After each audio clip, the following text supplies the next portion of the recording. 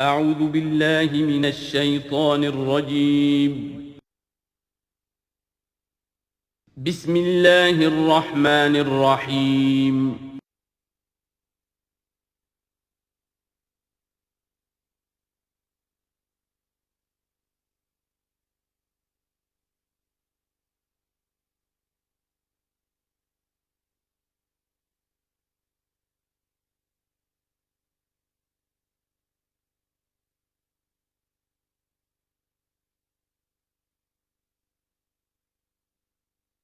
اعوذ باللہ من الشیطان الرجیم بسم اللہ الرحمن الرحیم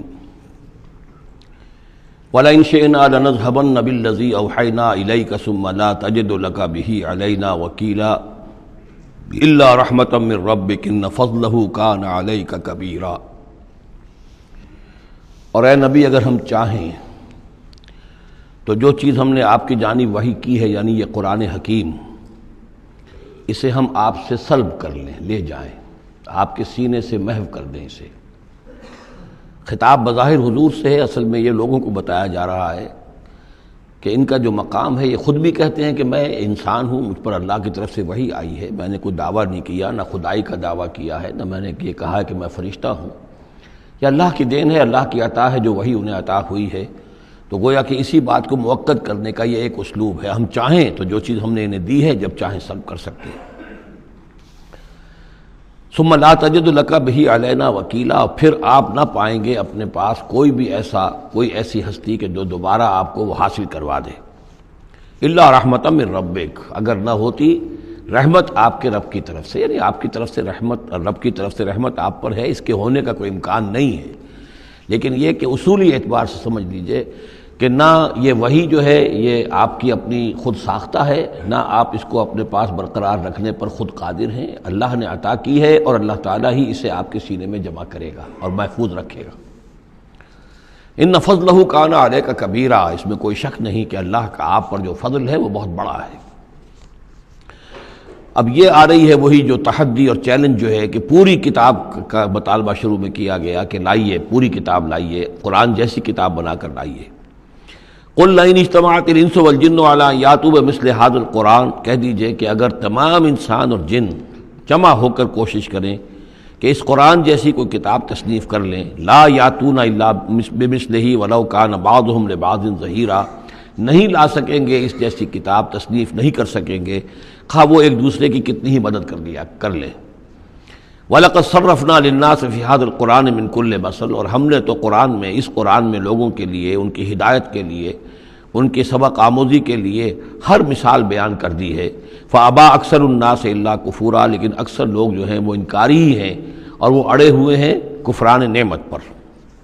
وَقَالُوا لَن نُّؤْمِنَ لَكَ، اب یہ آ گئی تفصیل، وہ جو معجزے مانگتے تھے، وہ کہتے ہیں ہم ہرگز نہیں مانیں گے آپ کو، آپ کی تصدیق نہیں کریں گے، حتیٰ تفجر لنا من الارض ینبوعا، یہاں تک کہ آپ اسی سرزمین مکہ میں ہمارے دیکھتے دیکھتے ایک چشمہ نکال دیں۔ او تکون لک جنت من نخیل، یا آپ کے لیے یہاں ایک باغ بن جائے، پیدا ہو جائے جو کھجوروں کا باغ ہو، وعنب، اور اس میں انگوروں کی بھی بیلیں ہوں، فتفجر الانہار خلالھا تفجیرا، اور اس باغ کے اندر جو ہے آپ نہریں بھی جاری کر کے دکھا دیں۔ او تسقط السماء کما زعمت علینا کسفا، یا یہ کہ پھر جیسے آپ کا خیال ہے کہ قیامت کی جو خبریں دے رہی ہیں کہ قیامت کے وقت جو ہے وہ آسمان جو ہے اس طرح ہو جائے گا اور پہاڑ جو ہے اس طرح ہو جائیں گے، تو آپ کا خیال ہے تو پھر قرآن کا آسمان کا کوئی ٹکڑا ہم پر گرا کر دکھا دیے، تسقط السماء کما زعمت علینا کسفا، کہ یہ آسمان جو ہے ٹکڑے ٹکڑے ہو کر ہم پر گر جائے۔ او تاتیہ باللہ والملائکۃ قبیلا، یا پھر یہ کہ آپ اللہ کو اور فرشتوں کو لے آئیے ہمارے سامنے، وہ ہم رو در رو ان کو دیکھ لیں۔ او یکون لک بیت من زخرف، یا پھر آپ کے لیے ایک محل، ایک سنہری محل جو ہے تعمیر ہو جائے۔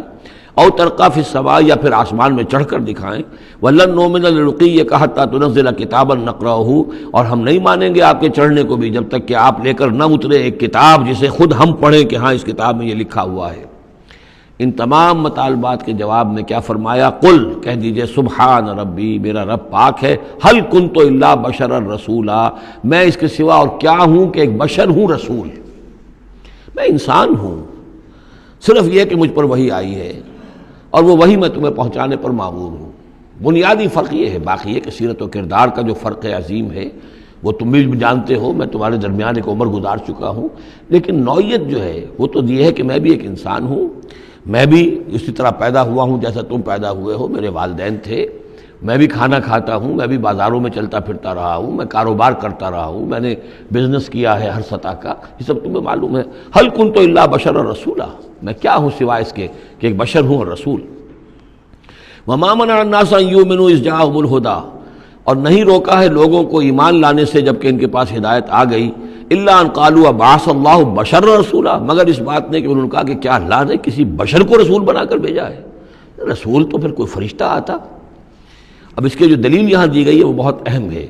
قل لو کان فی الارض ملائکۃ یمشون مطمئنین، کہہ دیجئے اگر زمین میں فرشتے آباد ہوتے اور چل رہے ہوتے یہاں پر اطمینان کے ساتھ، لنزلنا علیہم من السماء ملکا رسولا، تو پھر ہم آسمان سے ان پر کسی فرشتے ہی کو رسول بنا کر بھیجتے۔ یعنی رسول کا کام یہ ہدایت دینا، بات سمجھانا، پھر اپنی زندگی میں نمونہ پیش کرنا۔ انسانوں کے لیے فرشتہ کیسے نمونہ ہو جائے گا؟ انسانوں کے لیے تو انسان نمونہ ہوگا، فرشتوں کے لیے فرشتہ نمونہ ہوگا۔ فرشتہ جو ہے آ بھی جائے یہاں پر تو کہیں گے صاحب اس کو تو نہ کھانے پینے کی ضرورت ہے، نہ اس کا جورو جاتا ہے، اس کو تو کوئی ضروریات ہی نہیں ہے، یہ ٹھیک ٹھیک آدمی ہے اور ٹھیک ٹھیک اس کا کردار ہے، تو ٹھیک ہے ہم کیسے کریں؟ ہمارے تو جوری جاتا ہے، ہمارا رشتہ ہے، ہمارے بچے ہیں، ہمیں پیٹ لگا ہوا ہے، ہمیں یہ ہے، ہمیں وہ ہے۔ تو انسانوں کے اوپر حجت قائم کرنے کے لیے تو ظاہر بات ہے کہ انسانی رسول بھیجے جا سکتے ہیں۔ ہاں فرشتے آباد ہوتے تو فرشتے کو بھیج دیتے۔ قل لو کان فی الارض ملائکۃ یمشون مطمئنین لنزلنا علیہم من السماء ملکا رسولا قل کفی باللہ شہیدا بینی و بینکم، اے نبی کہہ دیجئے اب اللہ کافی ہے میرے اور تمہارے درمیان گواہ۔ بہت رد و قضا ہو چکی ہے، اب تو جو فیصلہ ہے وہ اللہ کرے گا اور وہ گواہ کافی ہے۔ انہ کان بعبادہ خبیرا بصیرا، اور وہ اپنے بندوں کو دیکھ رہا ہے، باخبر ہے، میرے حال سے بھی واقف ہے اور تمہاری جو کیفیت ہے اس کو بھی جانتا ہے۔ وَمَن يَهْدِ اللَّهُ فَهُوَ الْمُهْتَدِ، اور جسے اللہ ہی ہدایت دیتا ہے وہی ہدایت یافتہ ہوتا ہے۔ وَمَن يُضْلِلْ فَلَن تَجِدَ لَهُ أَوْلِيَاءَ مِن دُونِهِ، اور جس کی کہ ضلالت پر اس کی طرف سے فیصلہ ہو چکا ہو تو پھر اس کے لیے تم نہیں پاؤ گے کوئی بھی ولی اس کے سوا۔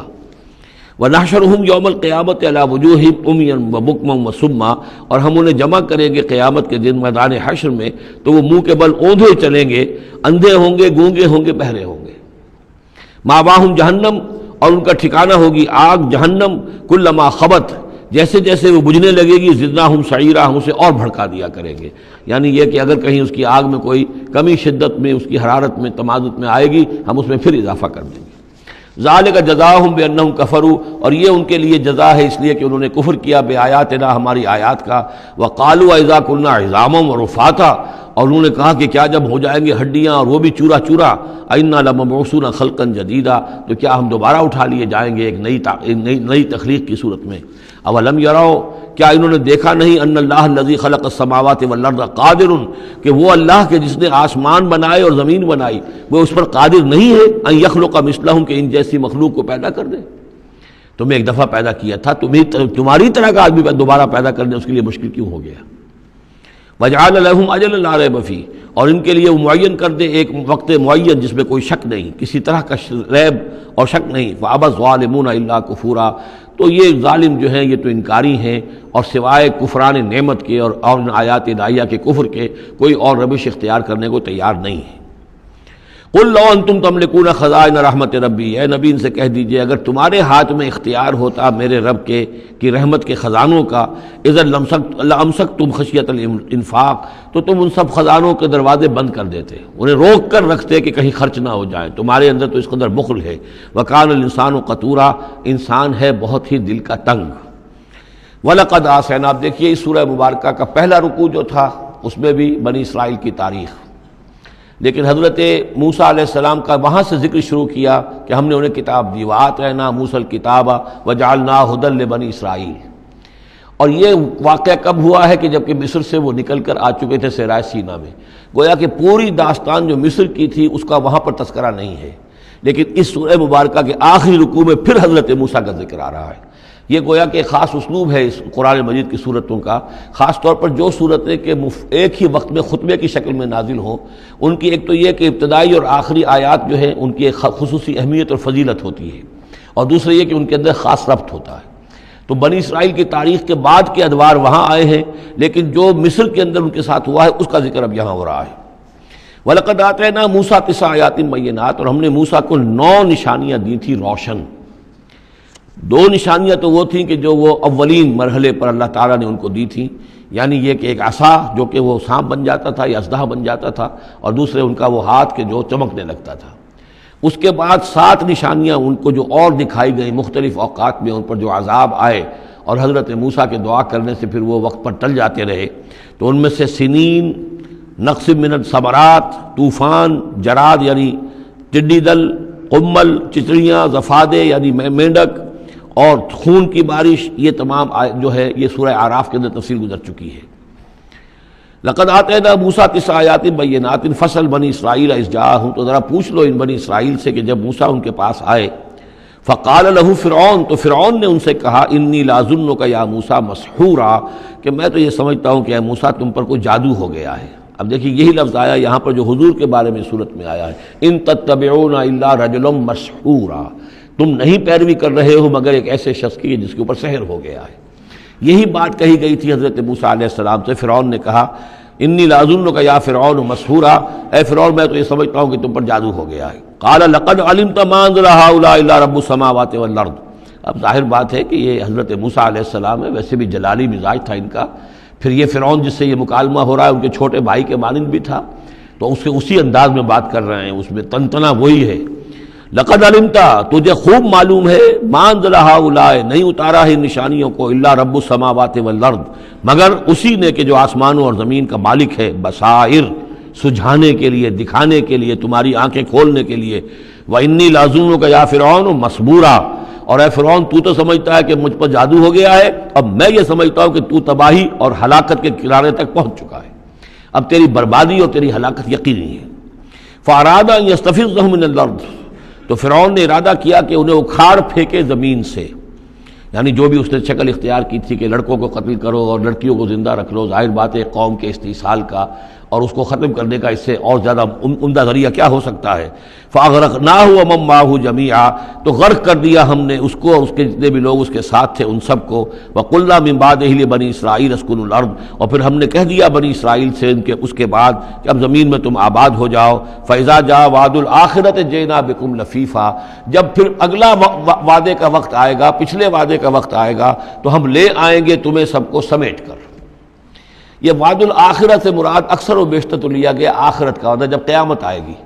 یعنی تم زمین میں رہو، قیامت آئے گی، تم سب کو ہم جھاڑو پھیر کر جمع کریں گے، سب کے سب جمع ہوں گے، ایک میدان حشر میں آئیں گے، سب کے سب جمع ہو جائیں گے، جیسے کہ کہیں جو ہے وہ باغ میں جو ہے جھاڑو دی جاتی ہے اور سب کو جمع کر لیا جاتا ہے، تنکوں وغیرہ کو، جئنا بکم لفیفا، تم سب کو لپیٹ کر لے آئیں گے۔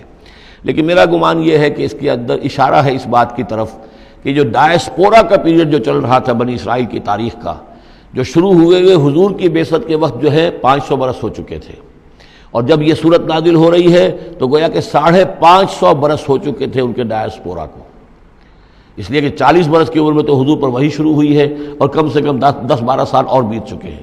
550 برس سے وہ نکال دیے گئے تھے سرزمین فلسطین سے، اور وہ منتشر ہو گئے تھے پوری زمین میں، کوئی کہیں کوئی کہیں کوئی کہیں، لیکن اشارہ کیا جا رہا ہے کہ جب آخرت کا وقت قریب آئے گا تو تم سب کو سمیٹ کر لے آئیں گے، جیسے کہ آج ان کو جھاڑو پھیر کر پوری دنیا میں یہودیوں کو فلسطین میں جمع کیا جا رہا ہے۔ اس لیے کہ ان کا جو آخری جو انجام ہے، جس سزا کے یہ مستحق ہو چکے تھے حضرت مسیح علیہ السلام کو رد کر کے،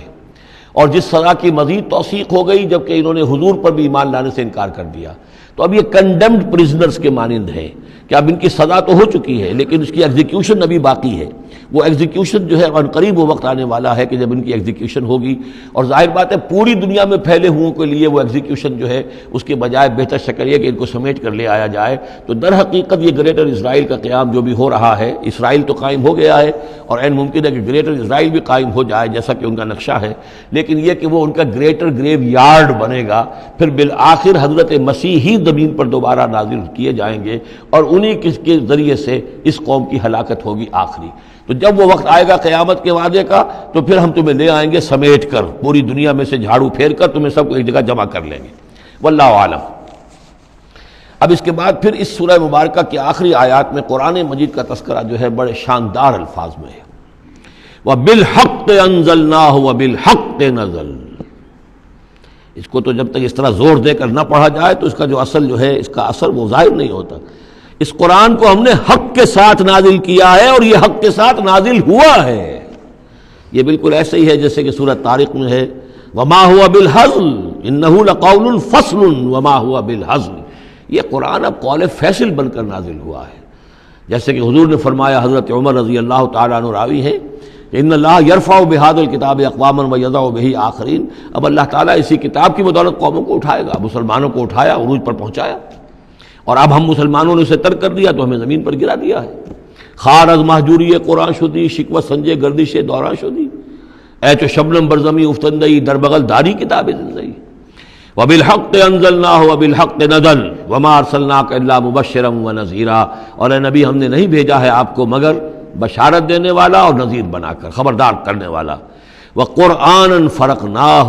اور یہ قرآن جو ہے اس نے ہم نے ٹکڑے ٹکڑے کر کے بھیجا ہے، تھوڑا تھوڑا کر کے بھیجا ہے، ایک دم پورا نہیں اتار دیا ہے۔ لتقرأوا علی الناس علی مکث، تاکہ آپ یہ پڑھیں لوگوں پر، لوگوں کو سنائیں پڑھ کر ٹھہر ٹھہر کر، حالات کے مطابق، جن حالات سے کہ آپ کی دعوت اور تحریک گزر رہی ہو اسی کی مناسبت سے آیات نازل ہوں۔ سابقہ رسولوں کے حالات میں سے بھی جو واقعات کے اس دور کے ساتھ مناسبت رکھنے والے ہیں انہی کا تذکرہ کیا جائے۔ وَنَزَّلْنَاهُ تَنزِيلًا، اور ہم نے اس کو اتارا ہے تھوڑا تھوڑا کر کے۔ قُلْ آمِنُوا بِهِ أَوْ لَا تُؤْمِنُوا، اے نبی کہہ دیجئے تم اس پر ایمان لاؤ خواہ نہ لاؤ۔ ان الذین اوتوا العلم من قبلہ، یقیناً وہ لوگ کہ جنہیں اس سے پہلے علم دیا گیا تھا، اذا یتلی علیہم، جب یہ قرآن ان کو پڑھ کر سنایا جاتا ہے، یخرون للاذقان سجدا، تو وہ اپنی ایڑیوں کے، اپنی ٹھوڑیوں کے بل سجدے میں گر پڑتے ہیں۔ ویقولون، اور کہتے ہیں سبحان ربنا، یہ یقیناً ہوں گے جب قرآن یہ کہہ رہا ہے تو یہود کے علماء میں سے اس وقت، جب تک کہ براہ راست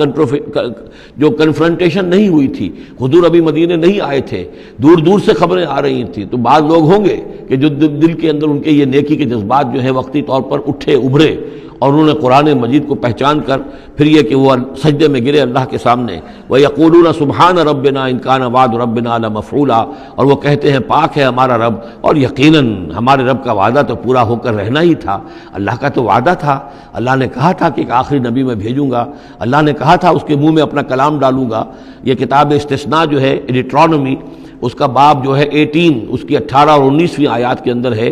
کہ میں ان کے بھائیوں میں سے اے موسیٰ تیرے مانند ایک نبی اٹھاؤں گا، ان کے بھائیوں میں سے، بنی اسرائیل کے بھائی بنی اسماعیل، ان میں سے تیرے مانند ایک نبی اٹھاؤں گا اور اس کے منہ میں اپنا کلام ڈالوں گا، اور وہ لوگوں سے وہی کچھ کہے گا کہ جو میں اسے بتاؤں گا۔ اب اس کی مصداق آ گیا، ان کان وعد ربنا لمفعولا، یقیناً ہمارے رب کا وعدہ تو پورا ہونا ہی تھا۔ وَيَخِرُّونَ لِلْأَذْقَانِ يَبْكُونَ، اور وہ گر پڑتے ہیں اپنی ٹھوڑیوں کے بل روتے ہوئے۔ وَيَزِيدُهُمْ خُشُوعًا، اور ان کے اندر خشوع اور خضوع کے اندر اضافہ ہو جاتا ہے۔ آیت سجدہ ہے، سجدہ کر لیجیے۔ عظیم خزانے ہیں معرفت خداوندی کے اور توحید ربانی کے۔ اسی طرح کی 2 آیات آئیں گی سورہ کہف کے آخر میں۔ قُلِ ادعوا اللَّهَ أَوِ ادعوا الرَّحْمَٰنَ، کہو کہ چاہے اللہ کہہ کر پکار لو اور چاہے رحمان کہہ کر پکار لو۔ ایما تدعو، جس سے تم پکارو، فلہ الاسماء الحسنی، یہ جان لو کہ تمام اچھے نام اسی کے ہیں، ہر خیر، ہر خوبی، ہر بلائی، ہر حسن، ہر کمال، ہر جمال، جو بھی تم تصور کر سکتے ہو، any good, any beauty, any perfection, جس چیز کا تصور کرو وہ اللہ کی ذات میں بتمام و کمال موجود ہے۔ فللہ الاسماء الحسنی،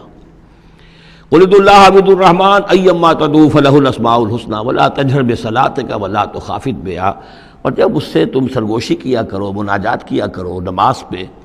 تو نہ تو اپنی آواز بہت بہت پست رکھو اور نہ ہی اس کو بہت زیادہ بلند کرو۔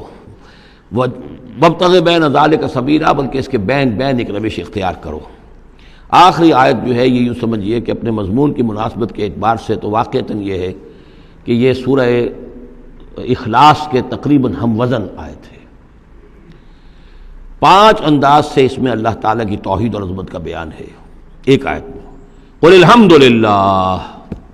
کہیے کل حمد، کل شکر اللہ کے لیے، الذی لم یتخذ ولدا،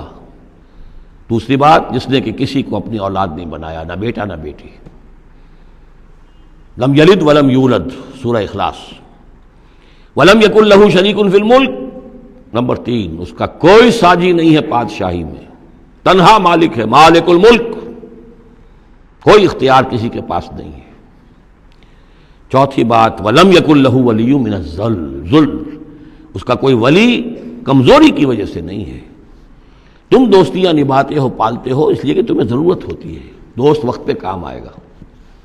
تم اس کی کبھی کوئی ناجائز بات بھی ماننے پہ مجبور ہو جاتے ہو، دوست ہے اس کی بات کیسے ٹال دوں، اس لیے کہ دل میں یہ ہوتا ہے کہ کبھی مجھے بھی اس سے کوئی بات منوانی پڑے گی، ضرورت ہو سکتا ہے۔ اللہ کو کوئی احتیاج نہیں، تمہاری دوستیوں کے ساتھ تمہاری احتیاجیں، تمہاری کمزوریاں بھی وابستہ ہیں۔ اللہ کی دوستی ہے لیکن اس کی کسی کمزوری کی بنیاد پر نہیں، یہ تصور ذہن سے نکال دو۔ لہذا اللہ پر کوئی دھونس نہیں جما سکتا، اللہ سے کوئی بات کوئی جبرن جو ہے اپنی طاقت کے بل پر بنوا نہیں سکتا۔ اور سب سے بڑی پھر پانچویں بات، وَكَبِّرْهُ تَكْبِيرًا، اس کی تکبیر کرو جیسے کہ تکبیر کا حق ہے۔ اور تکبیر کرو کہ میں نے ترجمہ کیا ہے، تکبیر کہنے سے صرف نہیں ہو جاتی، اللہ اکبر کہنا جو ہے یہ تو صرف ایک پہلا درجہ ہے۔ ہم نے کہا اللہ بڑا ہے، اللہ کو بڑا کرو جیسا کہ بڑا ہونا چاہیے۔ تمہاری پارلیمنٹ میں اس کی بڑائی مانی جائے، طے ہو اس پارلیمنٹ کے اوپر تلوار لٹکی ہوئی ہے، کتاب و سنت کے خلاف کوئی قانون سازی یہاں نہیں ہو سکتی، تب معلوم ہوا کہ اس پارلیمنٹ میں اللہ بڑا ہے۔ تمہاری عدالت کے اندر اللہ بڑا ہو، معلوم ہو کہ اللہ کے قوانین کے خلاف یہاں کوئی فیصلہ نہیں ہو سکتا۔ وَمَن لَّمْ يَحْكُم بِمَا أَنزَلَ اللَّهُ فَأُولَٰئِكَ هُمُ الْكَافِرُونَ، جب تک اس پر عمل نہیں ہوتا اللہ بڑا کہاں ہے؟ اللہ کو تو آپ نے مسجدوں میں بند کر دیا، مسجدوں میں رہو بس، یہاں ہم تیری تکبیر بھی کریں گے، جو بھی ہے، جو بھی ہم کچھ تسبیح تحمید کرتے رہیں گے، بازار سے باہر نہ، مارکیٹ میں بھی کوئی اور چیز بڑی ہے، گھر میں بھی بیوی بڑی ہے، کیا کریں بیوی نہیں مانتی، کیا کریں جی عورتیں نہیں مانتی، بات تو واقعی غلط ہے، آپ جو کہہ رہے ہیں بات صحیح ہے لیکن کیا کریں عورتیں نہیں مانتی، کون بڑا ہے؟ بڑا تو پھر اللہ نہیں ہے۔ کبرہ تکبیرا، اسے بڑا کرو جیسے کہ بڑا کرنے کا حق ہے۔ تو یہ 5 اسلوب ہیں اس میں کہ جو توحید کے بیان ہوئے ہیں۔ سورۃ الکہف، بسم اللہ الرحمن الرحیم،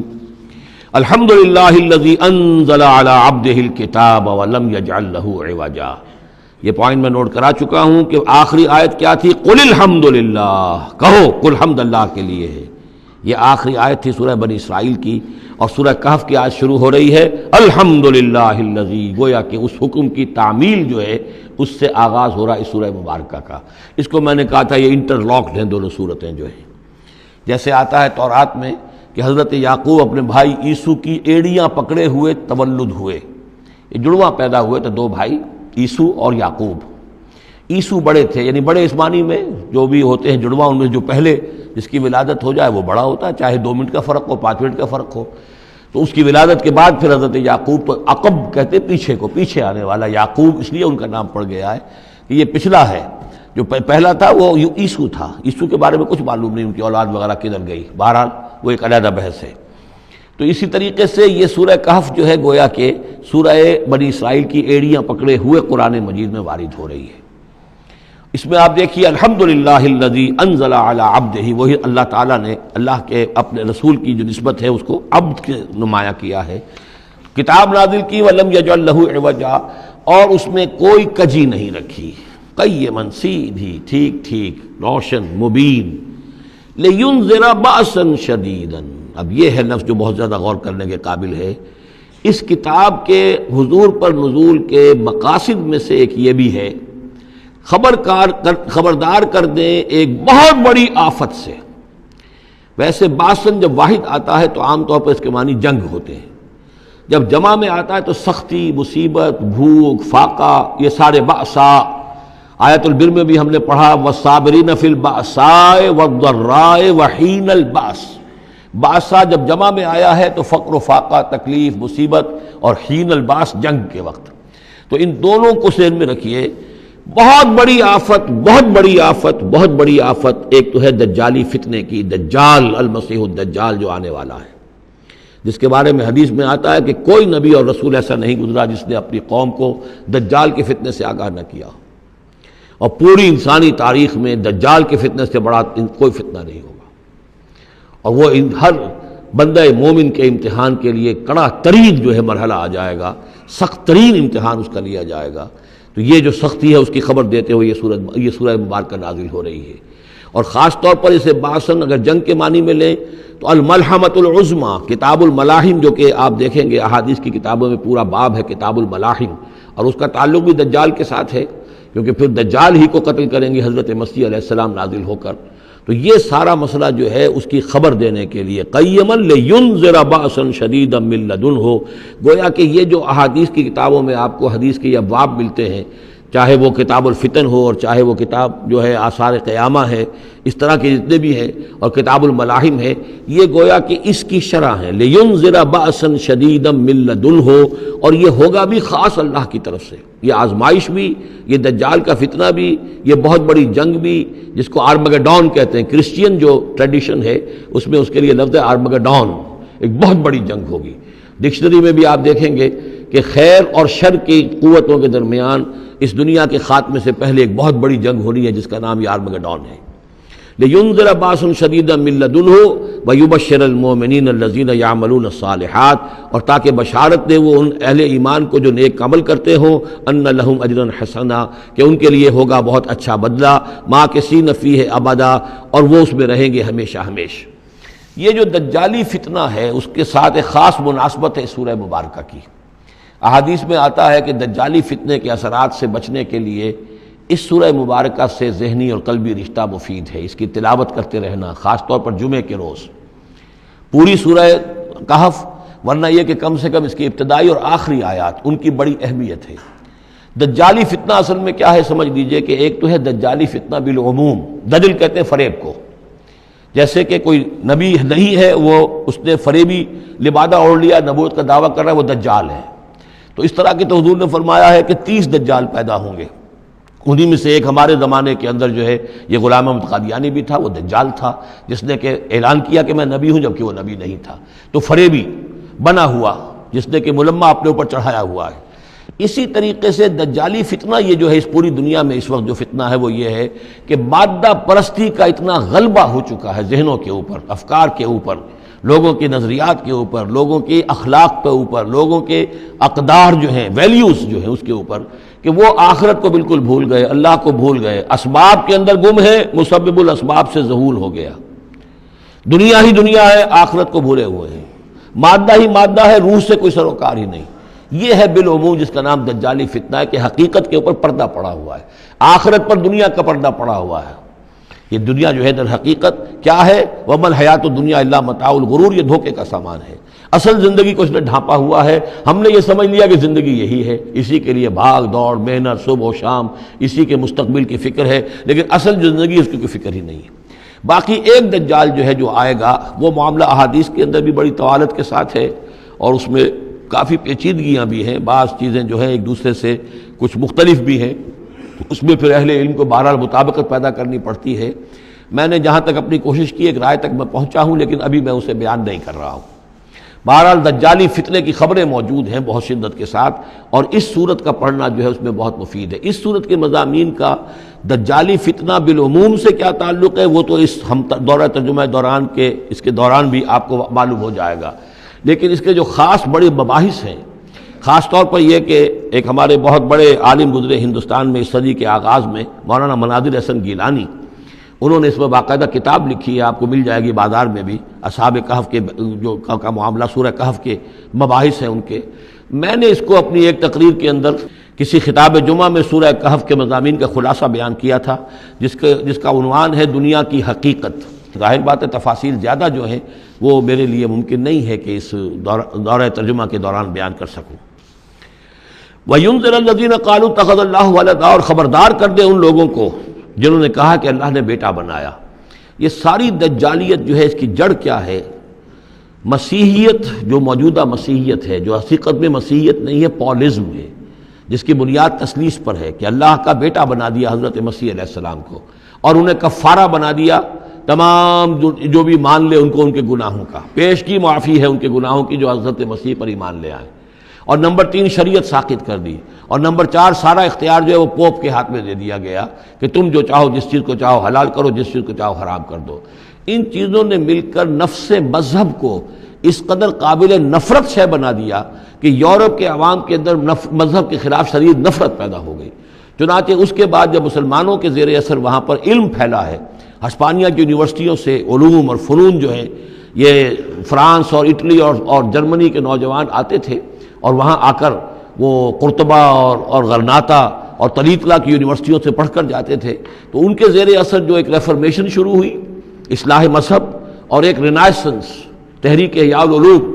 وہ جو اصل تو تحریک تھی اس بات کی کہ انسان علم کی طرف دوبارہ رجوع کرے، لیکن یہ کہ وہ علم جب آگے بڑھا ہے تو وہاں پہ عیسائیت کے خلاف جو رد عمل تھا اس کی وجہ سے اس میں مذہب کی دشمنی جو ہے اس تحریک کے اندر خود بخود شامل ہو گئی۔ تو مذہب سے بیزاری، روحانیت کا انکار، آخرت سے بالکل بے پرواہی اور اس کا بھی انکار، اور خدا ہے یا نہیں ہے اس سے کوئی سروکار نہیں، یہ جو اس تہذیب کے اصل میں اثرات بنے ہیں سارے، یہ اسی غلطیوں کا یہ اثرات ہیں، نتائج ہیں کہ جو عیسائی مذہب کے اندر جو یہ تحریفات کر کے جو غلطیاں کی گئی ہیں، اس کو یہاں کہا گیا ہے کہ ان لوگوں نے کہ جنہوں نے یہ عقیدہ ایجاد کیا، ما لہم بہ من علم، ان کے پاس اس کے لیے کوئی علمی سند نہیں ہے، ولا لآبائہم، نہ ان کے آباء و اجداد کے پاس کوئی سند تھی، کبرت کلمۃ تخرج من افواہہم، بہت بڑی بات ہے جو ان کے منہ سے نکل رہی ہے، بہت بڑی گستاخی ہے جو یہ اللہ تعالیٰ کی شان میں کر رہے ہیں، ان یقولون الا کذبا، یہ نہیں کہہ رہے مگر جھوٹ، سراسر سیدھا سفید جھوٹ بول رہے ہیں، فلعلک باخع نفسک علی آثارہم، تو اے نبی شاید کہ آپ اپنے آپ کو ہلاک کر لیں گے ان کے جو اثرات پڑنے والے ہیں، عیسائیت کے اس غلط عقیدے کے جو نتائج برآمد ہوئے ہیں، جب یہ نتائج ظاہر ہوں گے تو وہ اتنے سنگین ہوں گے، فلعلک باخع نفسک، کہ ان کے احساس سے اور ان کے ادراک سے شاید کہ آپ اپنے صدمے سے اپنے آپ کو ہلاک کر لیں، ان لم یؤمنوا بہذا الحدیث اسفا، اگر یہ لوگ اس حدیث پر، اس قرآن پر، یہ بات جو بتائی جا رہی اس پر ایمان نہ لائے، اس پر ایمان نہ لائے، اپنے اس غلط عقیدے پر قائم رہے، اس غلط مذہب کو انہوں نے برقرار رکھا، تو اس کا جو رد عمل ہوگا نوع انسانی پر، اور اس سے تاریخ انسانی اور انسانی ثقافت جس غلط رخ پر پڑے گی، جو دجالیت کا فتنہ اس سے جنم لے گا، ان تمام چیزوں کے اثرات سے شاید آپ کو اتنا صدمہ ہو کہ فلعلک باخع نفسک علی آثارہم ان لم یؤمنوا بہذا الحدیث اسفا، انا جعلنا ما علی الارض زینۃ لہا، ہم نے زمین کے اوپر جو کچھ ہے اسے اس کا گہنا بنا دیا ہے، بناؤ سنگھار بنا دیا ہے، زینت بنا دیا ہے۔ یہ آپ نوٹ کر لیجئے، لفظ زینت اور زمین میں اس کی زیبائش اور آرائش، یہ اس سورہ مبارکہ کا عمود ہے، یعنی اس کو اتنا کھبا دیا ہے نگاہوں میں اللہ نے کہ آخرت سے خود بخود انسان غافل ہو جاتا ہے، یہ پردہ پڑ گیا ہے، چمک دمک ہے، یہ کاریں ہیں، یہ بلڈنگیں ہیں، یہ کوٹھیاں ہیں، یہ عالیشان عمارتیں ہیں، یہ کیا کچھ اس کی جو یوں سمجھیے پومپ اینڈ شو جو ہے اس وقت دنیا کا، اور ظاہر بات ہے امریکہ میں جا کر دیکھیے تو جو کچھ یہاں دیکھ رہے ہیں اس سے 10 گنا 100 گنا 1000 گنا آپ کو نظر آئے گا، عقلیں دنگ ہو جاتی ہیں۔ نتیجہ کیا نکلتا ہے کہ انسان یہ سمجھتا ہے کہ اصل شے یہی مادہ ہی ہے، اصل ہدایت پہ یہی لوگ ہیں، یہی لوگ ہیں صحیح معنی میں کہ جنہوں نے واقعتاً علم حاصل کیا ہے، لہذا ان کی غلط تہذیب، ان کا غلط تمدن، ان کے تمام غلط ثقافت کے معاملات کے بھی ہم اسی طریقے سے پیروی کر رہے ہیں۔ یہ سارا مسئلہ جو ہے وہ اس لیے ہے کہ یہ چمک دمک دنیا کی جو زیبائش اور آرائش اس سے ہم متاثر ہیں۔ انا جعلنا ما علی الارض زینۃ لہا، جو کچھ زمین کے اوپر ہے اسے ہم نے اسے اس کے لیے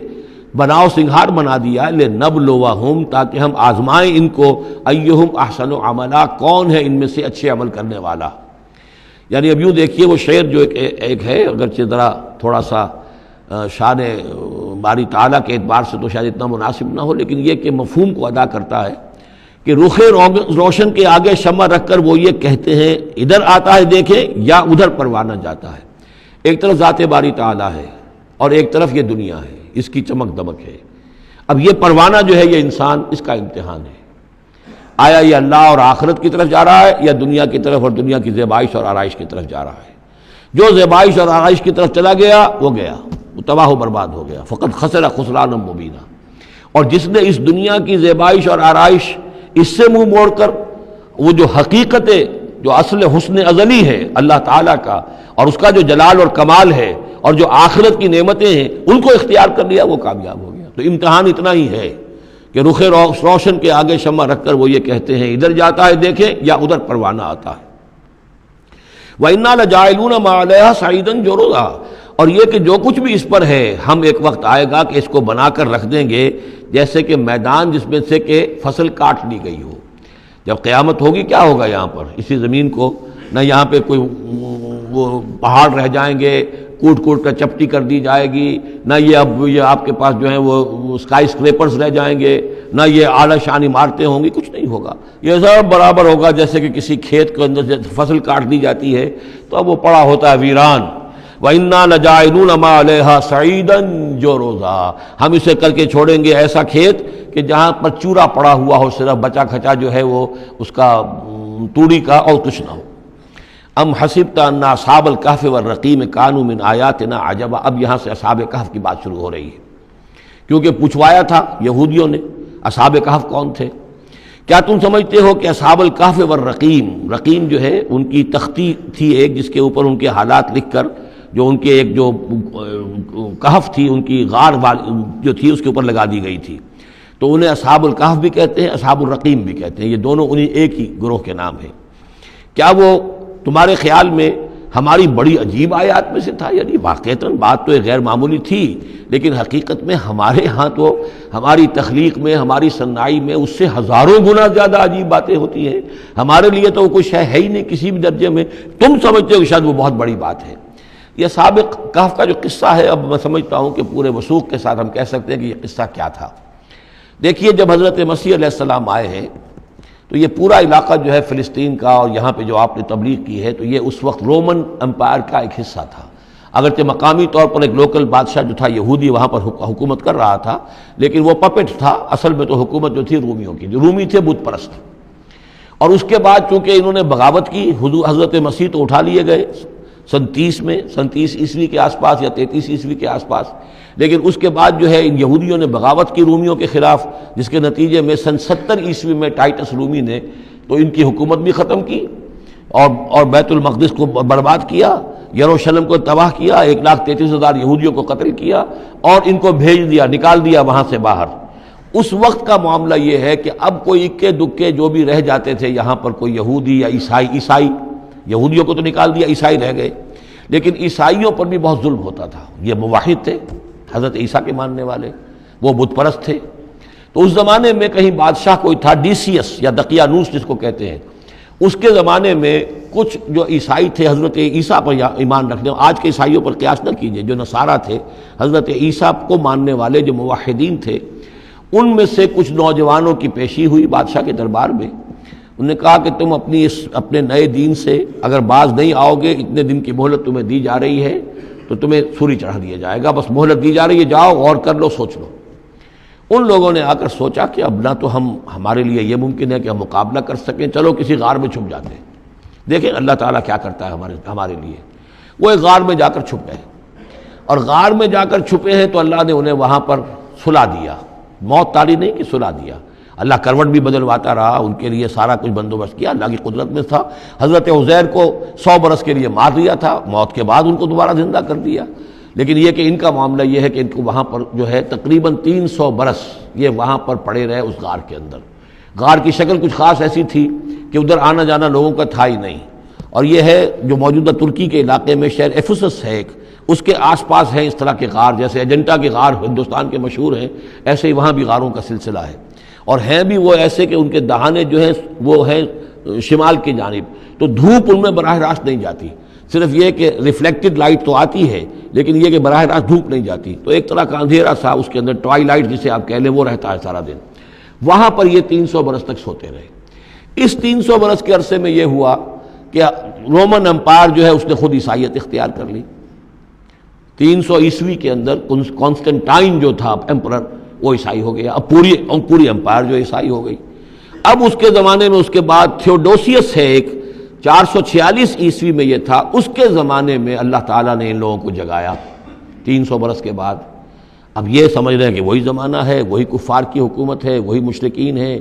اب انہوں نے ڈرتے ڈرتے اپنے کسی ایک آدمی سے کہا بھائی جاؤ یہ لے کے سکہ لے کر جاؤ چاندی کا، اور کچھ نہ کچھ کھانے پینے کے لیے لے کر آؤ، دیکھنا لیکن اس طرح ہو کہ ہمارا پتہ نہ چل جائے کہ ہم یہاں چھپے ہوئے ہیں۔ وہاں جو گئے انہوں نے وہ سکہ پیش کیا اور کہا یہ سکہ تمہارے پاس کہاں سے آیا؟ یہ تو بہت پرانا سکہ ہے، تو 400 سال پرانا، 300 سال پرانا سکہ کہاں سے لے آئے تمہیں کوئی خزانہ ملا ہے؟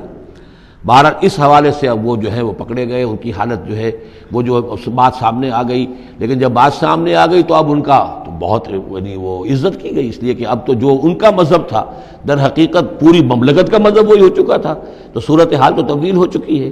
پھر یہ کہ اس کے بعد تفصیل معلوم نہیں ہے کہ غالباً وہ جا کر اپنی اسی غار میں وہ سو گئے ہیں یا دوبارہ اللہ نے ان پر وہیں پر موت طاری کر دی ہے، اس کا دروازہ بند کر کے اور اس پر ایک تختی لگا دی گئی ہے۔ یہ اصحاب کہف ہے۔ گبن کی جو ہے decline and fall of Roman empire, اس میں بھی یہ 7 سلیپرز، 7 سونے والے، ان کی کہانی موجود ہے۔ یہ چیز جو ہے گویا کہ رومن لٹریچر کے اندر موجود تھی، اس کا جو ذکر موجود تھا، اور قرآن مجید میں یہ امتحاناً سوال کیا گیا حضور سے، تو اس کا جواب دیا گیا کہ یہ 300 برس تک کچھ لوگوں کو سلا دینا، یہ اللہ تعالیٰ کے نزدیک تو کوئی بڑی بات نہیں ہے، تمہارے نزدیک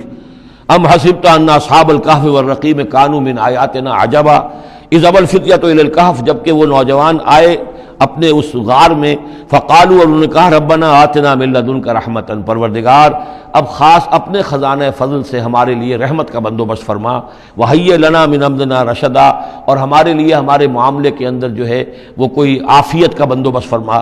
فضربنا علی آذانہم، تو ہم نے تھپکی دے دی ان کے کانوں پر، فی الکہف سنین عددا، اسی وہ غار کے اندر جو ہے وہ سوتے رہے کئی سال۔ ابھی یہاں اس بات کو نہیں چھیڑا کتنے سال، سنین عددا، متعدد سال وہ سوتے رہے۔ ثم بعثناہم، پھر ہم نے انہیں اٹھایا، لنعلم ای الحزبین احصیٰ لما لبثوا امدا، تاکہ ہم دیکھیں کہ 2 گروہوں میں سے کس کو صحیح معلوم ہے کہ کتنے عرصے وہ وہاں رہے تھے۔ اس کا ذکر آگے آ جائے گا، 2 گروہوں سے مراد کیا ہے۔ نحن نقص علیک نبأہم بالحق، اے نبی ہم آپ کو ان کا یہ قصہ سنا رہے ہیں، بیان کر رہے ہیں ان کے حالات حق کے ساتھ، صحیح بلا کم و کاسٹ۔ انہم فتیۃ آمنوا بربہم، وہ چند نوجوان تھے جو ایمان لائے اپنے رب پر، توحید کے ساتھ ایمان لانے والے، وزدناہم ھدی، اور ہم نے ان کی ہدایت میں اور اضافہ فرمایا، وربطنا علی قلوبہم، ہم نے ان کے دلوں کو ڈھارس دی، مضبوطی دی، دلوں کے اندر ثبات پیدا کر دیا، اذ قاموا، جب وہ بادشاہ کے دربار میں کھڑے ہوئے، اور جیسے کبھی حضرت ابراہیم علیہ السلام نے بات کی تھی اسی طرح ڈٹ کر انہوں نے بات کی، اذ قاموا فقالوا، اور انہوں نے کہا ربنا رب السماوات والارض، ہمارا رب تو وہ ہے جو آسمانوں اور زمین کا رب ہے، ہم کسی اور رب کو ماننے کے لیے تیار نہیں، کسی اور دیوی کو، کسی دیوتا کو، کسی بت کو ہم ماننے کو تیار نہیں۔ لن ندعو من دونہ الہا لقد قلنا اذا شططا، ہم اس کے ایک الہ کے سوا کسی اور کو پکارنے کے لیے تیار نہیں ہیں، ہم نے اگر ایسی کوئی بات کہی تو یہ تو عقل سے بہت دور کی بات ہو جائے گی۔ ہؤلاء قوم اتخذوا من دونہ آلہہ، یہ جو ہماری قوم ہے اس نے اس بہت سے آلہہ جو ہیں اختیار کر لیے ہیں اللہ کے سوا، انہوں نے اختیار کر لیے ہیں بہت سے آلہہ اس کے سوا، لولا یاتون علیہم بسلطان بین، تو کیوں نہیں وہ پیش کرتے ان کے اوپر کوئی دلیل، کوئی سند، کوئی اللہ کی طرف سے اتاری ہوئی سند ہو، کوئی آسمانی کتاب ہو۔ فمن ازلم ممن افترى علی اللہ کذبا، تو کون ظالم ہوگا اس شخص سے بڑھ کر کہ جس نے اللہ تعالیٰ کی طرف جھوٹ گھڑ کر منسوب کر دیا۔ تمہارے لیے اب مہلت صرف چند دن کی ہے، اس میں تم فیصلہ کر لو، اگر تم اپنے دین سے واپس نہیں پھرو گے اور ہمارے دین میں واپس نہیں آؤ گے، اپنے دین کو چھوڑ کر نئے دین کو، تو تمہیں ہم ہلاک کر دیں گے۔ اب یہ وہاں سے جا کر مشورہ کر رہے ہیں، وَإِذِ اعْتَزَلْتُمُوهُمْ، اور دیکھو جب تم نے اب ان سے اپنے آپ کو علیحدہ کر لیا ہے، وَمَا يَعْبُدُونَ إِلَّا اللَّهِ، اور ان ہستیوں کو بھی تم نے چھوڑ دیا جن کی وہ پرستش کرتے ہیں اللہ کے سوا، فَآوُوا إِلَى الْكَهْفِ، تو اب آؤ کسی کھو میں، کسی غار میں پناہ لے لیں، يَنشُرْ لَكُمْ رَبُّكُم مِّن رَحْمَتِهِ، تمہارا رب تمہارے لیے وہاں کوئی رحمت کا سامان کر دے گا، وَيُهَيِّئْ لَكُم مِّنْ أَمْرِكُم مِّرْفَقًا، اور تمہارے معاملے کے اندر اللہ تعالیٰ خاص اپنی طرف سے کوئی نرمی اور کوئی آسائش کا سامان پیدا فرما دے گا۔ وَتَرَى الشَّمْسَ إِذَا طَلَعَت تَزَاوَرُ عَنْ كَهْفِهِمْ ذَاتَ الْيَمِينِ، اور تم دیکھو کہ سورج جب طلوع ہوتا تھا تو وہ ان کی اس غار سے کنی کتراتا ہوا داہنی طرف نکل جاتا تھا، یعنی براہ راست دھوپ جو ہے اس میں نہیں آتی تھی۔ وَإِذَا غَرَبَتْ، جب ڈوبتا تھا، تَقْرِضُهُمْ ذَاتَ الشِّمَالِ، تو بھی وہ کنی کترا جاتا تھا بائیں طرف، تو گویا کہ سورج جو ہے یوں جا رہا ہے اور اس غار کا جو منہ ہے وہ شمال کی طرف ہے، لہذا براہ راست جو ہے داہنی طرف سے ہو کر بائیں طرف سے ہو کر سورج نکل گیا، دھوپ جو ہے براہ راست اس پر نہیں آ رہی۔ اسی اصول پر آج کل جو بڑی بڑی بلڈنگز بنتی ہیں جو کارخانوں کی اور ملز کی، اس میں یہ نارتھ لائٹ شیلز بنائے جاتے ہیں، ایسے شیل روف کی ہوتے ہیں کہ جس میں پھر جو روشنی جو ہے وہ نارتھ کی طرف سے لیتے ہیں، کیونکہ ہمارے ہاں جو سورج ہے وہ کبھی بھی نارتھ میں نہیں جاتا، لہذا جو ہے سورج براہ راست کبھی نہیں آئے گا بلکہ انڈائریکٹ لائٹ آئے گی۔ وَهُمْ فِي فَجْوَةٍ مِّنْهُ، اور وہ جو اس غار تھی اندر سے کھلی تھی، اس کھلی غار کے اندر جا کر وہ لیٹ گئے، سو گئے۔ ذَلِكَ مِنْ آیَاتِ اللَّهِ، یہ اللہ کی نشانیوں میں سے ہے، مَن يَهْدِ اللَّهُ فَهُوَ الْمُهْتَدِ، جو جس کو اللہ ہدایت دیتا ہے وہی ہے کہ جو ہدایت یافتہ ہوتے ہیں، وَمَن يُضْلِلْ فَلَن تَجِدَ لَهُ وَلِيًّا مُرْشِدًا، اور جس کو اللہ تعالیٰ گمراہ کر دے، جس کی گمراہی کا فیصلہ فرما دے، پھر اس کے لیے تم نہیں پاؤ گے کوئی بھی جو حمایتی ہو، مددگار ہو، اس کو راہ پر لانے والا۔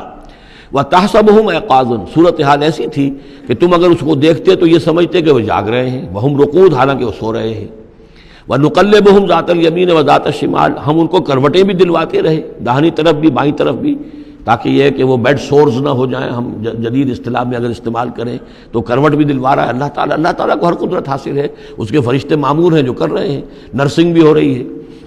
ذات الشمال وکلبہم باسط ذراعہ بالوسید، ان کا ایک کتا بھی تھا جو اپنے دونوں ہاتھ پھیلا کر، دونوں اگلے جو ہیں پاؤں جو ہاتھ اس کو سمجھیے، اور اس کے کوئی بہت ہی خونخوار قسم کا کتا تھا جو اس غار کے منہ پر اپنے دونوں ہاتھ پنجے آگے پھیلا کر بیٹھا ہوا ہے زور سے۔ اس کا نتیجہ کیا نکلتا تھا؟ لو اطلعت علیہم، اگر اچانک تمہارا کہیں وہاں گزر ہو جائے، لولیت منہم فرارا ولملیت منہم رعبا، تو وہاں سے تمہارے اوپر رعب طاری ہو جائے، خوف طاری ہو جائے، اور میں وہاں سے تم بھاگو، کہ بڑا بھیانک منظر ہے، ایک کہف ہے، اندر اندھیرا ہے، اور آگے جو ہے بڑا کوئی ٹیریئر بل قسم کا کتا جو ہے وہ بیٹھا ہوا ہے، خوفناک قسم کا، اور اس نے اپنے پنجے بھی آگے کیے ہوئے ہیں۔ وَلَمُلِئْتَ مِنْهُمْ رُعْبًا وَكَذَلِكَ بَعَثْنَاهُمْ، اسی طرح پھر ہم نے انہیں ایک وقت میں اٹھایا، لِيَتَسَاءَلُوا بَيْنَهُمْ، تاکہ وہ آپس میں ایک دوسرے سے سوال کریں۔ قَالَ قَائِلٌ مِّنْهُمْ كَمْ لَبِثْتُمْ،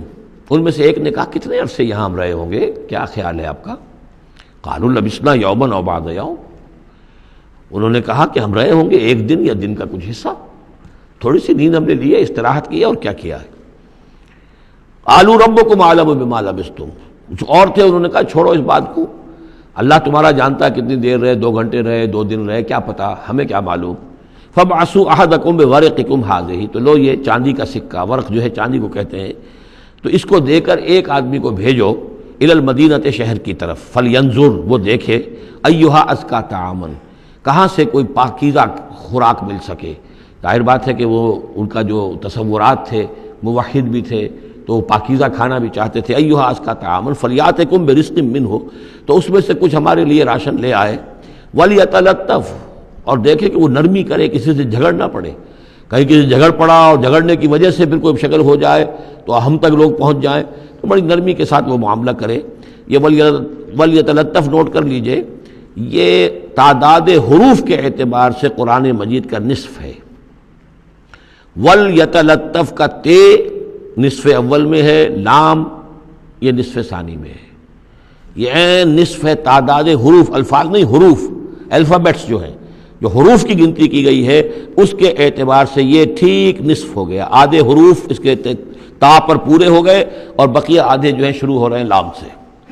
وَلْيَتَلَطَّفْ، اور نرمی کا معاملہ رکھے، وَلَا يُشْعِرَنَّ بِكُمْ أَحَدًا، اور ایسا نہ ہو کہ وہ ہمارے اوپر متنبع کر دے، لوگوں کو مطلع کر دے، اس کا ذریعہ بن جائے۔ إِن يَظْهَرُوا عَلَيْكُمْ، اگر وہ تمہارے اوپر غالب آ گئے اور قابو پا لیا انہوں نے تم پر، يَرْجُمُوكُمْ، یا تو تمہیں رجم کر دیں گے، اب سنسار کر دیں گے، او يُعِيدُوكُمْ فِي مِلَّتِهِمْ، یا تمہیں مجبور کریں گے اور اپنی ملت میں، اپنے دین میں وہ واپس لے جائیں گے۔ وَلَن تُفْلِحُوا إِذًا أَبَدًا، اور اگر ایسا ہو گیا تو پھر ہمیشہ کہ تم فلاح سے دور ہو جاؤ گے، پھر نہیں پا سکو گے فلاح کبھی بھی۔ وَكَذَلِكَ أَعْثَرْنَا عَلَيْهِمْ، اس طرح ہم نے مطلع کر دیا ان لوگوں پر، یعنی اب وہاں کے لوگوں نے، شہر کے لوگوں کو مطلع ہو گئے کہ یہ لوگ، ظاہر بات ہے کہ بڑا ایک چرچا ہو گیا ہوگا یہ کون ہے۔ اب اس نے بات بتائی، پھر وہ آئے تو معلوم ہوا کہ ہاں واقعتاً کہ ان کے حالات، کوئی 7 آدمی ہوتے تھے ایک زمانے میں، اور وہ کہیں روپوش ہو گئے تھے، گم ہو گئے تھے، کہیں نہیں ملے تھے، پوری مملکت میں تلاش کیا گیا تھا، پھر ان کے حالات ایک تختی کے اوپر لکھ کر جو ہیں وہ خزانے میں رکھ دیے گئے تھے، وہ تختی کہیں نکلوائی گئی، 300 برس سے زائد پرانی بات تھی، اس کے اوپر وہ قصہ پورا کا پورا لکھا ہوا مل گیا، تو وہ ساری چیز جو ہے وہ بات کھل گئی۔ وَكَذَلِكَ أَعْثَرْنَا عَلَيْهِمْ، اور اس طرح ہم نے یہ بات ظاہر کر دی ان پر، لِيَعْلَمُوا، اب اس سے کیا کیا چیزیں واضح ہوئیں؟ ان وعد اللہ حق وان الساعۃ لا ریب فیہا، اللہ کا وعدہ سچا ہے اور یہ کہ قیامت کے بارے میں کوئی شک نہیں ہو سکتا، آتیۃ لا ریب فیہا، وہ آ کر رہے گی۔ اس لیے کہ جب 300 برس تک ایک آدمی سویا رہ سکتا ہے اور پھر وہ اٹھ گیا تو کیا مشکل ہے اللہ کے لیے کہ وہ جو مر چکے ہوں ان کو دوبارہ زندہ کر دے۔ اذ یتنازعون بینہم امرہم، اب وہ ان کے بارے میں آپس میں جھگڑنے لگے کہ کیا کرنا چاہیے ان کا معاملہ۔ وہ تو جا کر اپنی غار کے اندر دوبارہ سو گئے اور اب اللہ نے ان کے اوپر موت جو ہے حقیقی موت وارد کر دی۔ اب کیا کرنا چاہیے؟ اذ یتنازعون بینہم امرہم، تو انہوں جب کہ وہ آپس میں جھگڑ رہے تھے، فقالوا ابنوا علیہم بنیانا، کچھ لوگوں نے کہا کہ یہاں پہ ایک یادگار تعمیر کر دی جائے، ایک عمارت تعمیر کی جائے، معلوم ہو کہ یہاں اتنا بڑا واقعہ ہوا ہے تو اس کے پاس ایک یادگار تعبیر ہو۔ ربہم عالم بہم، ان کا رب ان سے اب بہتر واقف ہے۔ قال الذین غلبوا علی امرہم، تو جن لوگوں کی بات مانی گئی، جو غالب آئے اپنی رائے کے اعتبار سے، انہوں نے یہ کہا لنتخذن علیہم مسجدا، کہ اب ہم یہاں پر ایک مسجد تعمیر کریں گے ان کی یاد میں۔ اب یہاں تک کا واقعہ بیان کر کے فرمایا سیقولون ثلاثۃ رابعہم کلبہم، یہ لوگ کہیں گے کہ وہ 3 تھے اصحاب کہف اور چوتھا تھا ان کا کتا۔ وَيَقُولُونَ خَمْسَةٌ سَادِسُهُمْ كَلْبُهُمْ، اور کچھ یہ کہیں گے کہ نہیں وہ 5 تھے اور چھٹا تھا ان کا کتا۔ رجمم بالغیب، یہ ساری باتیں جو یہ کہہ رہے ہیں یہ اندھیرے کے اندر ٹامک ٹوئیاں ہیں، یہ تیر تکے چلا رہے ہیں اندھیرے کے اندر۔ وَيَقُولُونَ سَبْعَةٌ وَثَامِنُهُمْ كَلْبُهُمْ، اور ان میں سے کچھ وہ بھی ہیں جو کہتے ہیں کہ وہ 7 تھے اور 8واں ان کا کتا تھا۔ قُلْ رَبِّي أَعْلَمُ بِعِدَّتِهِمْ، کہہ دیجئے کہ میرا رب زیادہ بہتر جانتا ہے کہ ان کی تعداد کتنی تھی۔ مَا يَعْلَمُهُمْ إِلَّا قَلِيلٌ، نہیں جانتے اس چیز کو مگر بہت کم لوگ۔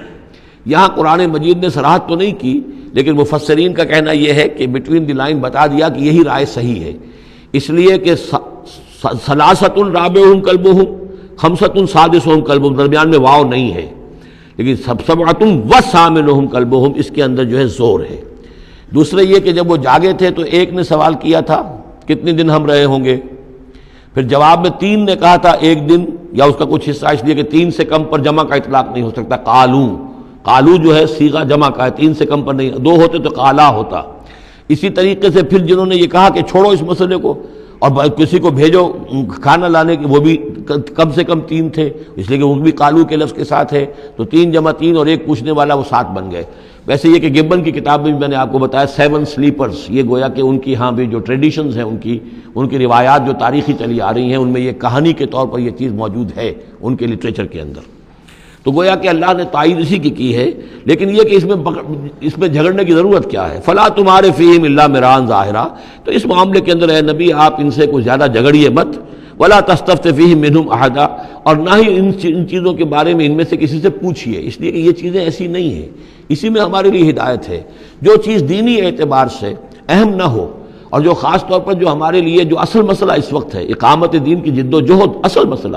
اس کے اعتبار سے جس کی اہمیت نہ ہو، اس کے بارے میں زیادہ چھان بین کرنا، زیادہ بحث و نظام میں پڑھنا جو ہے وقت ضائع کرنا ہے، بلکہ وہ اپنی اس جد و جہد کو نقصان پہنچانے والی بات ہے۔ فلا تمہارے فیہم الا مران ظاہرا ولا تستفت فیہم منہم احدا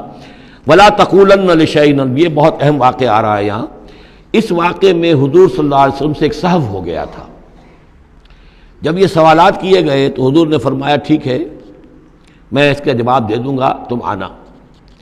اور یہ کہ انشاءاللہ نہیں کہا، کل تم آنا میں تمہیں جواب دے دوں گا، انشاءاللہ نہیں کہا، صاف ہو گیا، غلطی ہو گئی۔ لیکن یہ کہ اللہ تعالیٰ نے جن کے جتنے رتبے بلند ہوتے ہیں پھر ان کی سختی بھی اتنی ہوتی ہے، جن کے رتبے ہیں سوا ان کی سوا مشکل ہے۔ ہم عام طور پر یہ باتیں کہتے رہتے ہیں ہمارے لیے اللہ نے کیا گرفت کرنی ہے کہ ان کی کوئی حیثیت ہی نہیں، کوئی مقام ہی نہیں، لیکن یہ کہ جو بلند مقام والا ہو اور وہ بغیر انشاءاللہ کہہ دے کہ کل یہ ہو جائے گا اور انشاءاللہ نہ کہے تو اس پر پھر گرفت ہو گئی۔ تو حضور کی کئی دن گزر گئے کہ جبرائیل نہیں آئے، اور آپ کے لیے پھر ایک مشکل پیدا ہو گئی، گویا کہ مخالفین نے تالیاں پیٹ دی ہوگی کہ لو بس فیل ہو گئے، ناکام ہو گئے اس امتحان کے اندر، جو ہے وہ تو اب یہ کامیاب نہیں ہو پائے۔ اس کے بعد جبرائیل آئے، یہ واقعات بھی لے آئے، ساتھ ہی یہ ہدایت بھی لائے۔ وَلَا تَقُولَنَّ لِشَيْءٍ إِنِّي فَاعِلٌ ذَلِكَ غَدًا، دیکھیے کبھی نہ یہ کہیے گا کہ یہ کام میں کل ضرور کر دوں گا، إِلَّا أَن يَشَاءَ اللَّهُ، مگر اس استثناء کے ساتھ اگر اللہ نے چاہا۔ یہ ہماری تہذیب کے اب یوں سمجھیے کہ کچھ کلمات ہیں سماجی، ہمارے ثقافت کے، ان کے اندر جو ہے توحید کی روح جو ہے وہ کوٹ کوٹ کر بھری ہوئی ہے۔ کوئی اچھا منظر دیکھا، سبحان اللہ، یعنی یہ کہ اس منظر میں کچھ نہیں ہے، اصل میں حسن اللہ کا ہے۔ پھول دیکھا، سبحان اللہ، پھول کی تعریف نہیں کر رہے ہیں، اب بنانے والے کی تعریف ہے جس نے اتنا عمدہ پھول بنایا ہے۔ کوئی آپ کو کوئی تکلیف رفع ہوئی، کوئی ضرورت پوری ہوئی، الحمدللہ، بھوک لگی ہوئی تو کھانا کھایا، الحمدللہ، تعریف اللہ کے لیے۔ کوئی چیز آپ اپنے گھر میں داخل ہوئے، منظر اچھا لگا، بچے کھیل رہے ہیں، بڑا اچھا ماحول ہے، کہیے ماشاءاللہ ماشاءاللہ، جو اللہ کو پسند ہے۔ یہ جو کچھ ہے وہ اللہ کی مشیت سے ہے، یہ کوئی میری صلاحیت سے، میری قوت سے تو نہیں ہے۔ اسی طرح سے کوئی کام کرنا، انشاءاللہ میں یہ کام کرنا تو چاہتا ہوں، ارادہ تو ہے، لیکن ظاہر بات ہے کہ اللہ تعالیٰ کی مشیت کے بغیر، اللہ کی مرضی اور اذن کے بغیر تو نہیں ہو سکتا۔ تو یہ بھی گویا کہ، اور یہ سارے کلمات اس صورت میں آپ کو مل جائیں گے، ماشاء اللہ، انشاءاللہ، اور اس سے پہلے ہم الحمدللہ سے شروع کر چکے ہیں۔ الحمدللہ الذی انزل علی عبدہ الکتاب ولم یجعل لہ عوجا ولا تقولن لشیء انی فاعل ذلک غدا الا ان یشاء اللہ واذکر ربک اذا نسیت، اور اپنے رب کو یاد کر لیا کیجئے جب آپ بھول جائیں، یعنی یہ کہ اگر کسی وقت بھول جائیں تو پھر جب یاد آ جائے وَاذْكُرْ رَبَّكَ، تو پھر اللہ تعالیٰ کی طرف دھیان لگائیے۔ وَقُلْ عَسَىٰ أَن يَهْدِيَنِي رَبِّي لِأَقْرَبَ مِنْ هَٰذَا رَشَدًا، اور کہیے کہ ہو سکتا ہے کہ میرا رب اس معاملے میں اس سے بہتر راہ کی طرف میری رہنمائی کر دے، یعنی میں یہ کیوں کہوں کہ یہ کام میں کروں گا، ہو سکتا ہے اللہ تعالیٰ جو ہے اس سے بہتر کوئی صورتحال پیدا کر دے۔ لہذا اس معاملے کے اندر بھی کوئی زیادہ جازم ہو جانا نہیں چاہیے، بلکہ معاملات کو تفویض الامر الی اللہ،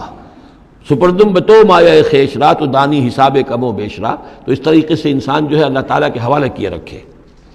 وَلَبِثُوا فِي كَهْفِهِمْ ثَلَاثَ مِائَةٍ سِنِينَ وَازْدَادُوا تِسْعًا، اور وہ رہے اپنی اس غار میں 300 برس اور اس کے اوپر 9 سال۔ اس کی تعبیر کیا ہے؟ شمسی حساب سے 300 برس، اور یہ 300 برس جو شمسی ہوتے ہیں جو سولر کیلنڈر کے، وہ قمری حساب سے 309 بن جاتے ہیں۔ اس حوالے سے یہ دونوں عدد بالکل صحیح ہے۔ قل اللہ اعلم بما لبثوا، کہیے یہ بھی اللہ بہتر جانتا ہے کتنے عرصے رہے، اس میں بھی بحث میں پڑھنے کی ضرورت نہیں۔ لہ غیب السماوات والارض، اللہ تعالیٰ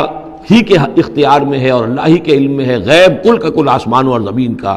اب صرف بہی واسمے، کیا ہی عجیب اور اچھا ہے وہ دیکھنے والا، اور کیا ہی اچھا ہے وہ سننے والا، اس کی سماعت، اس کی بصارت کا تم کیا اندازہ کرو گے۔ ما لہم من دونہ من ولی،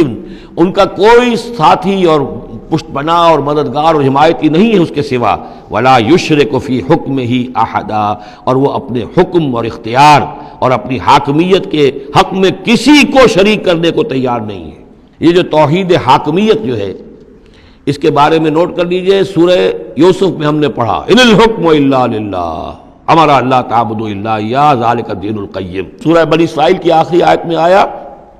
ولم یکن لہ شریک فی الملک، بادشاہت میں اس کا کوئی شریک نہیں۔